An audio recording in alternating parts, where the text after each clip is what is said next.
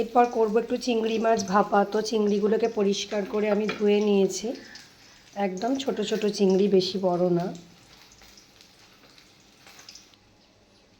এরপরে দেব একটু স্বাদ মতো নুন,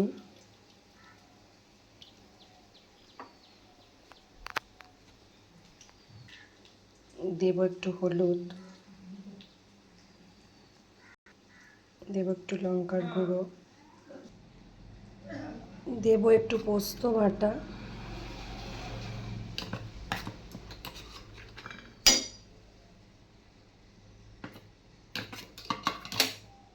আর দিচ্ছি একটু সর্ষে বাটা।